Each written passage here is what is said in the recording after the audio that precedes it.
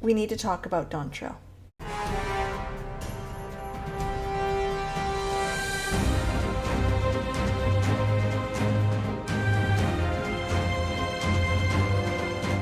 Welcome, the War Chief of Light is back with an epic video. Hi, my name is PBG, but you lovely people can call me whatever you see fit. Peeps, PB, PBG.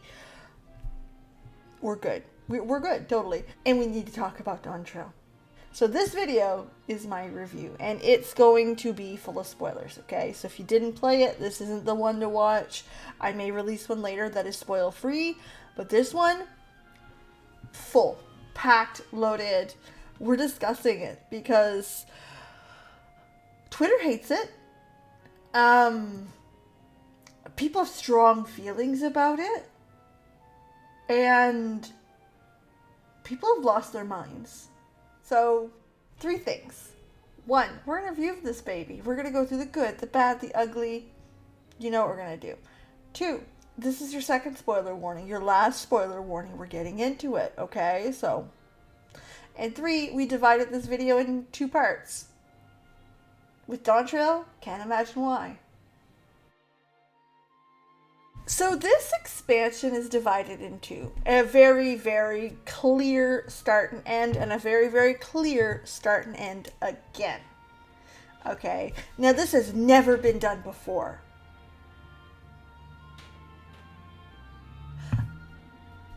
Actually, it was. Actually, I can remember my own commentary saying, hey, this is disjointed. It really feels like 2 separate expansions. Because of that, it does seem a little bit disjointed. The beginning of the expansion and the end of the expansion are 2 different fucking games. I said it. That was for Endwalker. And you know, I got shit on for that comment saying, hey, it kind of does feel disjointed, but it totally makes sense. It's linear. It's good. So why are people mad about it for Dawntrail? We literally did the same stunt. Okay. Only I would argue it actually is a better, more cohesive story, start to finish. And that'll come in part 2. So all of Dawntrail is a coming of age story. And big red marks, it is not your coming of age story. You had your coming of age story. You were just a little adventurer and you became the warrior of light. You have done your shit. You have beaten gods. Literally, like that was the last raid tier. Here, you are helping a lovely young kitten named Wuk-Lamat, who I love, adore. We're not talking any shit against her. And obviously, we're here for her contest to rule her country. Dawn Servant, Emperor, whatever you want to call it. So, first things first, Wuk-Lamat, which got a shit ton of hate online as well. And let me start to dispel some of those things. 1, she's naive and a little dumb. Her VA said that, Senna Briers said that in interviews that she loved playing Wuk-Lamat because there's nothing in between her ears. And it was fun.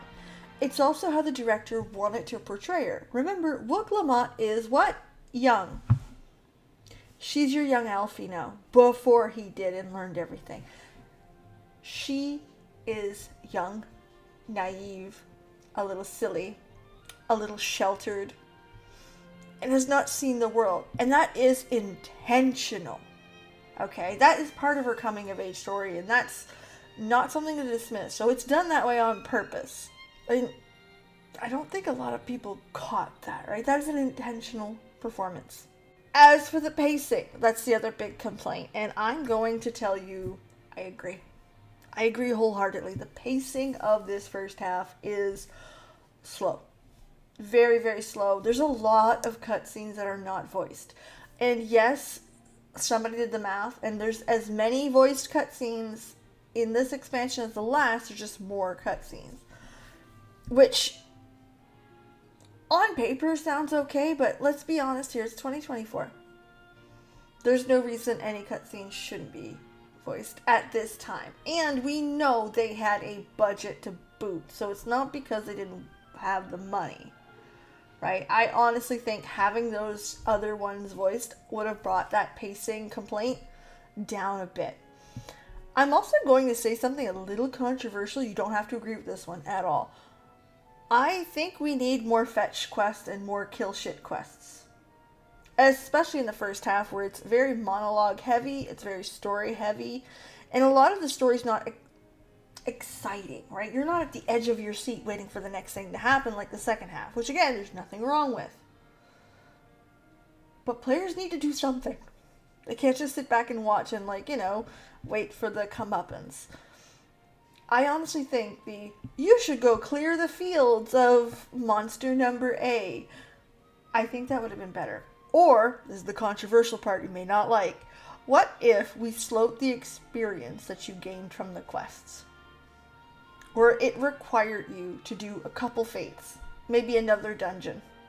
You do go zone by zone in a very monotonous, very predictable storyline, which again, I'm not against. I kind of like that, like, classic RPG feeling, that ARR feeling, but done a little better.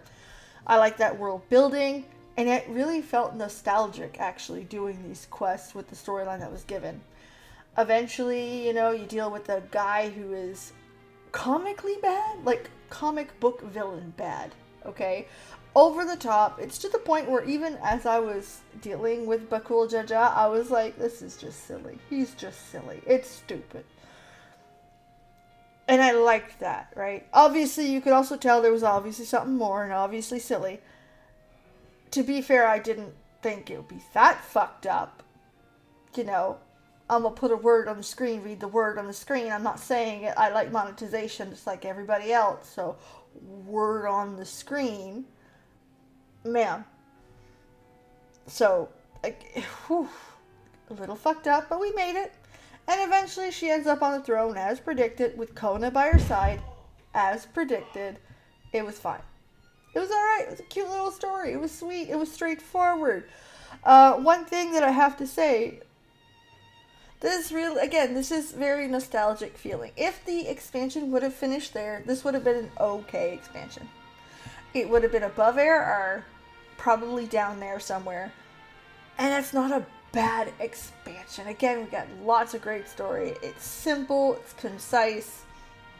It would have been okay.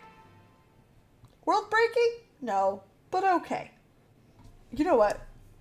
Even that little part where Bakul Jaja's in the crowd at the end, like, again, classic gaming. It was cute. Like, a great intro for future stories. And boy, did we ever get future stories. Great suffering. Through the understanding we forged, I'm hopeful that they will find what they seek through friendship and community.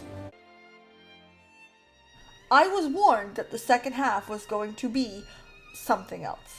Okay? Everyone warned me. It's nothing new. We knew it was coming. But tell me how I still wasn't ready for it. We'll start with Hoshafon. Yeah, I'm bringing him back because this was a Hoshafon moment for me. Galul Jaja, are you kidding me? He is not only an emperor, he broke all the emperor and monarchy rules. He was a king who was amazing to his people. He united them. He stopped wars. He understood his people. He fought for the little guy. He adopted 2 children.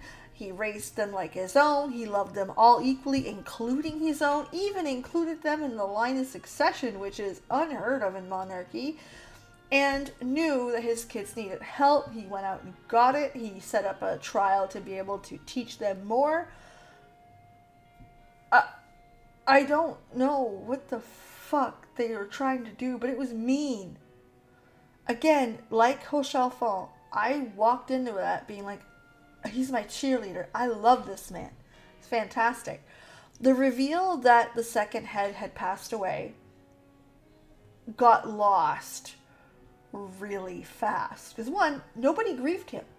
So I find it weird. I think they should have added that. But long term, it didn't matter. Because like 8 seconds after we learned that it had passed away, we get swords, and it didn't go well, and I cried. And pretty much every single reason I cried during this expansion was Galul. Few exceptions in the last zone, but Galul Jaja was my Hoshafon, and it fucking hurt. And the sad part, and the worst, is this was the easiest part. This was the easier bits to deal with this expansion. Ah! Like, what a roller coaster ride. We had a cowboy adventure, which I wasn't a fan of. I understood why they did it. It was fine. It was setting up the Aaronvel adventure and setting up his character, whatever. Again, I didn't care much for it. Wasn't my cup of tea. Fine. We got a train montage, which I am sorry. We could have skipped that thing fucking entirely. Completely. Unexceptionally. I know why they did it, right? It's the community coming together. But, like, I found it to be cringe. And when they added the Smile song there, I found it to lose its oomph. If that makes sense. So, a little redundant, a little cringy. Didn't like that. Again, this is my opinion. But once Vanguard hits, which is my favorite dungeon of the whole bunch, it gets dark fast. We walk into this place. The queen is lying to us. She's bullshitting at us. Moment number one. I caught that. Wook caught that. Our baby girl is now a Dawn servant. She's queen. She's working her way through, and she immediately catches, hey, you're bullshitting me. Love that. Then she loses her mother, or mother figure. But listen, it's her mother. Let's be honest. She raised her. And, like, nobody grieves because, fuck it, we just erased her. He wants a memory of her. Like, stuff goes fucked fast. We then have souls, like, actual, like, life force being traded as currency. Like, there's a lot about that is so fun. Like, I'm telling you, I'm making a video just on that subject because I've got so much to say. Because let's just put some words on the screen again, because YouTube. It creates that. It also creates this is not late stage capitalism. This is the end stage capitalism. Because corporations now own your life existence. What the fuck? Like, that's so much. You get a break because Solution 9 is stunning, gorgeous, love her so much. I think Solution 9 is probably the most interesting zone in Final Fantasy XIV outside of Ilmeg. We can argue on that later. So a little break, and then we get told that, hey, can we farm your people like cattle and slaughter them? Because of another word on this screen. We want to do this word on the screen and feed our own people who are not even real, they're simulacrums. Like, we're literally playing The Sims and we need to fucking keep them Sims going, so. Wow. What the fuck? And, like, that's the big picture. There's so much more going on, these tiny little stories in between, like Galulja, what the fuck? Which, by the way, I don't care. I will move mountains to protect that little boy. Okay, I love that little boy. We've got Aaronvel learning about his mother, like, what the fuck? And then we've got Sphene, which I can't stand Sphene. Not in the, like, I don't like her character design, I don't like her voice, I don't like, no, listen, I can't stand her in the way Square Enix wants me to not stand her. Right? I can't stand that. She lied to us. She would have lied to us until the last moment if she could. She gave us a little hint of, maybe I'll tell them. Maybe not. She was not willing. She was totally just like, yeah, no, cattle with you. And I know a lot of people sympathize with Sphene, and, like, I have a hard time getting it, because we know that she's like a sim, right? Is she the exact same as she was as a humanoid? No. So she's like a worse off sim, but, like, it's literally a sim. You can unplug that.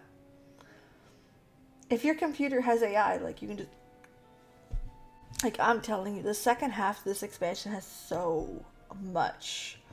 And it's got so much morality questions in it. And I kind of like that type of stuff in my storytelling.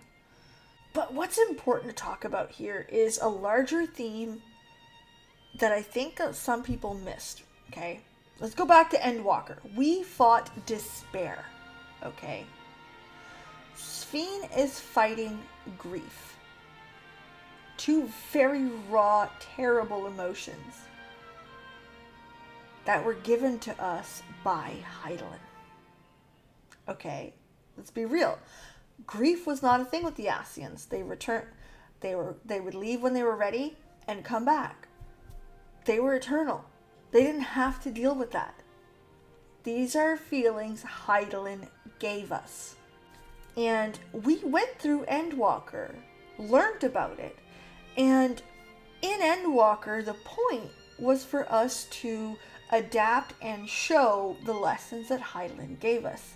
That despair was terrible, but overcomable, and it was important to our existence. Okay, we learned that. And it was easy lesson to learn in Endwalker. Why? Because, well, the world was literally going to fucking shit. Like, fire was raining from the sky. Like, it was bad, super bad, the baddest. Okay, so when you look at it that way, it was easy to say, hey, no, we got to deal with this emotion. We're going to deal with it. It'll be fine. We're going to go. It'll be okay. We need that. It's part of our lives. It's something we need. It was easy to accept Hydaelyn's gift. Then, grief is different. Okay?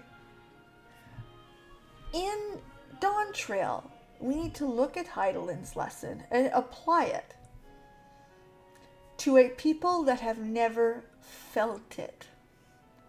They are generations out from grieving. They don't know. And I know some people will be like, but there's some people that don't have their head things on. The grand majority do.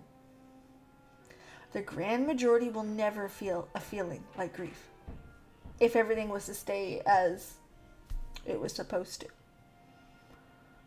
We need to take a happy populace and a happy set of simulacrums and remind them that terrible feelings are a part of our existence and part of the lived experience, and make them go through it. We know that's what we need to do.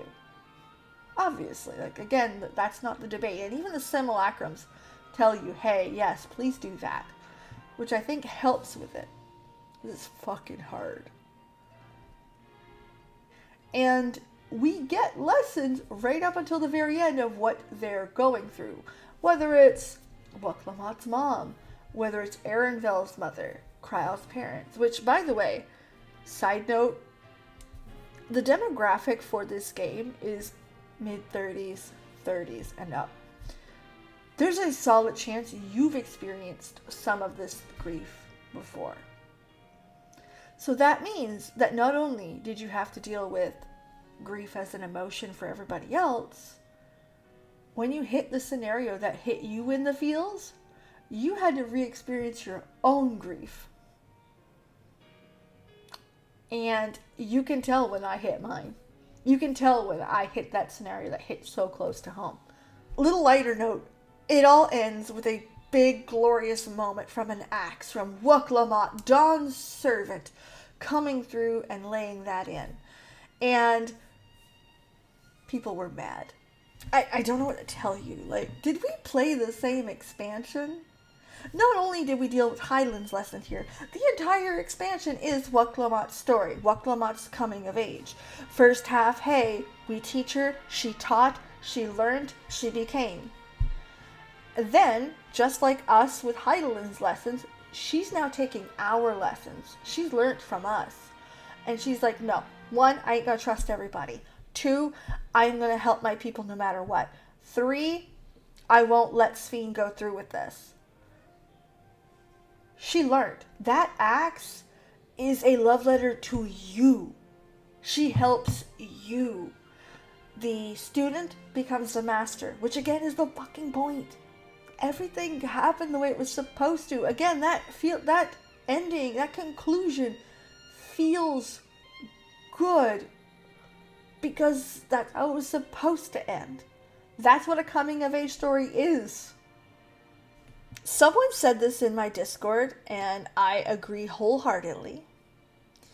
If this story was the same, but it happened to Kona, I think the fan base would have reacted differently. Take with that what you will, but listen, if the shoe fits, you know. You know, okay? Either way, this expansion brought some deep, dark moments, some morality questioning, even your own thought process about whether it's life or how people react to things. And the light parts are really just setting up this large moment for it to feel satisfying. And it did it.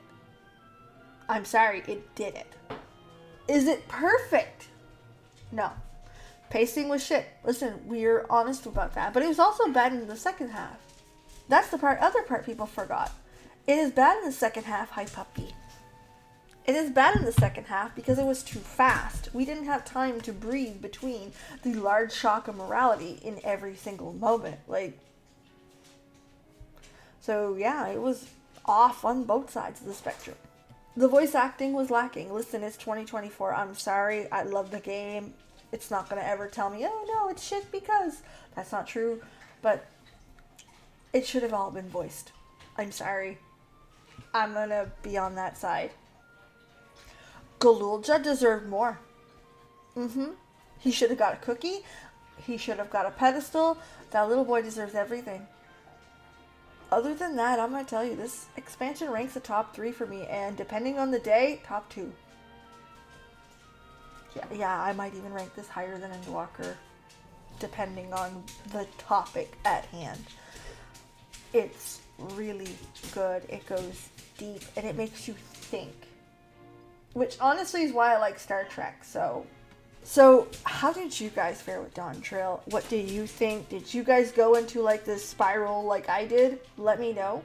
Either way, you can check out my entire Dawntrail adventures. I'm going to start posting some reaction videos really soon so you guys can see the bigger moments, because some of them are real cute.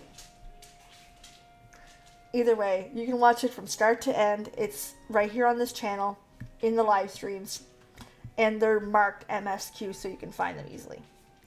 Either way, thank you so much for being here. Have yourselves a legendary night, and I can't wait to see you guys again on the next one. Also, quick shout out to Bakul Jaja. Seriously, I love that little fucker. Let's promote him, okay? He is the champion of Turi Yulab. Too bad I made him that.